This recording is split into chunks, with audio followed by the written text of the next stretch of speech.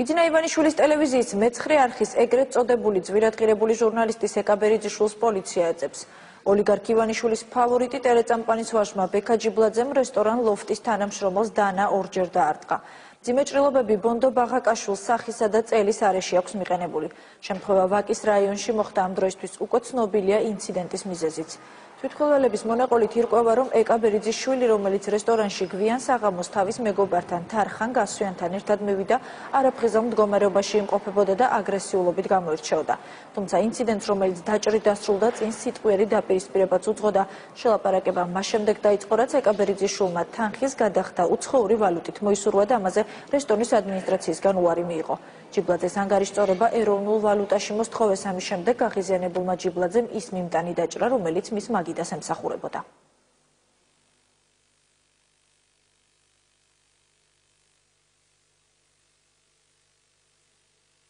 ანგარიშწორების დროს მოითხოვეს გადახდა დოლარით. ეს იყო თქვამი უარი. ის შემდეგაც მათთან სასაუბროდ გამოვიდა რესტორნის მენეჯერი. აგრესიით და სიტყვიერი შეურაცხყოფებით, მუქარით იმართავდნენ არა მარტო მენეჯერს, არამედ პერსონალს და სტუმრებს. პირველი ხელისყრის შემდეგ, ფიზიკური შეურაცხყოფის შემდეგ მენეჯერზე მათ შორის ჩადგა ჩვენი ერთ-ერთი სერვისის თანამშრომელი, რომელსაც იქნა მიყენებული ჭრილობები. ეს არის ვიდეო მასალა, რომელიც რესტორან ლოფტში მომხდარ ინციდენტს ასახავს. კადრები გადაცემა პატრულის გადამღებმა ჯგუფმა შემთხვევიდან რამდენიმე წუთში პატრულის გამოძახებისთანავე მოიპოვა.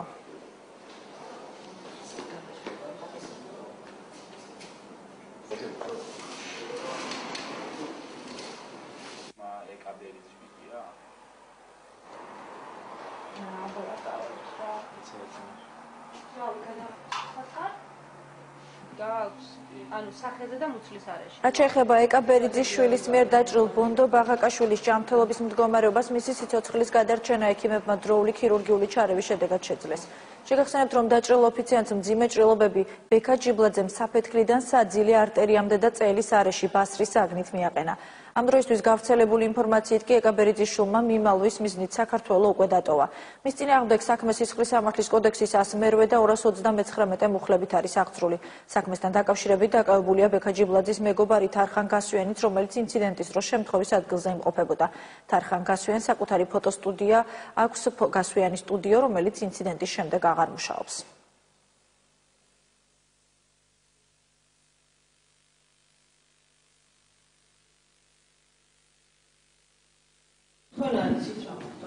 ანუ ესე რა რაც ყველა მისის აი დაჭრა მოხდა და ამ დღეებში არ მოსულა არავის არის. თვითონ ისე აქ მიიყვა ხოლმე ყოველდღე? ხო, ნუ სტუდია. თავისი სტუდიაა ეს? ბიჭის. თვალები იყვნენ, მაგინებდნენ, შეურაცხყოფას მაყენებდნენ და მე ხელითაც გამოიწვიდნენ ჩემკენ და მოხდა ჭრილობა, ანუ ბასრის საგნით არის მიყენებული. რაც შეეხება ეკა ბერიძეს, ის შვილის მიერ ჩადენილ დანაშაულზე არ რეაგირებს და არც კომენტარს აკეთებს. სწორედ იმ წუთებში, როდესაც ექიმები მისი შვილის მიერ დაჭრილი ბონდო ბაღაკაშვილის სიცოცხლის გადასარჩენად იბრძოდნენ, ივანიშვილის ფავორიტი ჟურნალისტი მეცხრე არხზე პირდაპირ ეთერში მთავარ კითხვას სვამდა. მთავარ კითხვას ბეთქილშუკვანი უპასუხებს. გადაცემის მეორე ნაწილში გია გაჩეჩილაძე იგივე უცნობი პოლიტიკისა და მუსიკის შესახებ და ბოლოს კახა კახიშვილი თემაზე რატომ 1 ოქტომბერი. შვილმა რესტორანში რომ დაჭრა ადამიანი. შენ ხო დამოუკიდებელი ჟურნალისტი ხარ და მიუკერძოებელი. ამ ფაქტით რატო არ დაინტერესდი? პირველად მესმის ეს ამბავი. ეკა ბერიძის